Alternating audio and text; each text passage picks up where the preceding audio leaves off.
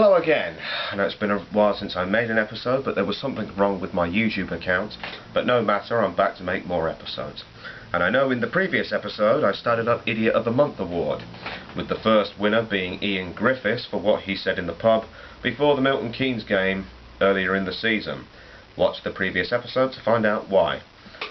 And as I haven't made any episodes since then, I can't really give the award out to too many people, so I've decided to just give the award in September and not October to none other than Jodie Turner, who says that she was destined to have it. Yes, you did say that, Jodie, you commented below. So well done, you are the current owner. Anyway, moving on. London Wasps now own the Ricoh Arena, and people are very surprised by this, and the fact that Sisu Capital didn't get it. They didn't get a piece of the action at all. And people say, what is Sisu Capital? Some say it's a hedge fund. I call it one of God's sarcastic ways of saying that he loves Coventry City fans. Yes, some people are, they just don't get it. Why don't Sisu get a piece of the action on the Ricoh?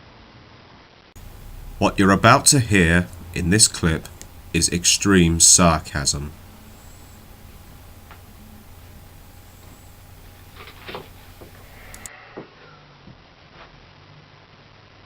Oh, I just don't understand it either. I mean, all Sisu Capital have ever done is put us under transfer embargoes, not paying the bills, that is, of course, and yet, this is leaving managers with their hands tied of not being able to buy any players. And then speaking of managers again, they had money to sack Ian Dowie, Chris Coleman, Adi Boothroyd and Andy Thorne, but not have money to pay the rent on the Ricoh, and then put us into administration twice with 2 points deductions, not to mention then liquidation, and then also taking the club out of the city to 6 fields, causing a divide between fans, and all they did was all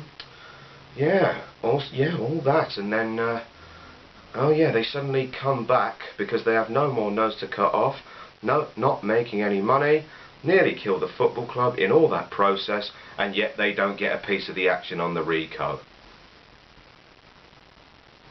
And yet, I'm so baffled.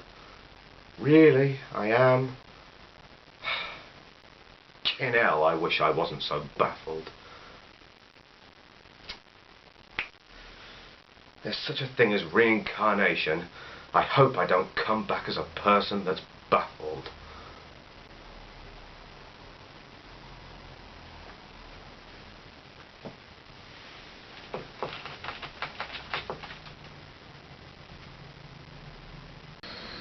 Anyway, moving on to the game yesterday. Well, it was pure relief, our first away win of the season, even though it didn't start off very positively, because, the first half, it was very, very bad. It was, there was not a lot of urgency. The only time we won the ball was if they give it away. There was not a lot of tackling, not a lot of battling. They seemed to wait for the ball to come and not jump for it.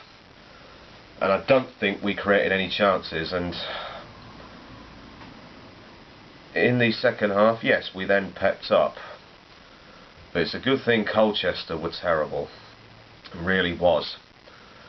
So we started passing the ball around a lot nicely, started creating chances, started having more possession, but in the final third we just could not finish. The shots just seemed to go straight at the keeper or straight at the defender. And then obviously finally our luck changed. Gary Medine just bundled the ball over the line, and it was one of them goals where it goes in, you're cheering, but you sort of like got one eye on the referee or the linesman saying, are they going to disallow it? And then nothing was said and we scored. And really we should have had about 2 or 3 after that. It should have been 2 or 3-0, sorry. So, it was a hard-fought win, and any kind of win will do at the minute because of the poor run of form. And yes, it's like we started off well with a 7-game undefeated run after losing on the first day, but then only picked up 1 point in 7 after that unbeaten run. And losing to Worcester City as well in the FA Cup didn't make things any better. Having injuries and suspensions hasn't helped Stephen Presley at all. And it really is situations like this that can only be described in 4-letter words. Words beginning with F, S and C in particular. And some of it over the past couple of weeks has been so bad, it's very, very similar to watching one of them crap sick English sitcoms on BBC Three. This is terrible. But still, not so terrible yesterday, as we won away from home at long last in the league this season. And as to finish off, Stephen Presley is not going anywhere. He will not be sacked, as they gave him a 4-year contract. So you have to blame Sisu for giving him that, because if they did sack him, they would have to pay all that off. And then questions will be raised: how have you got money to sack him, yet you haven't got money to buy players?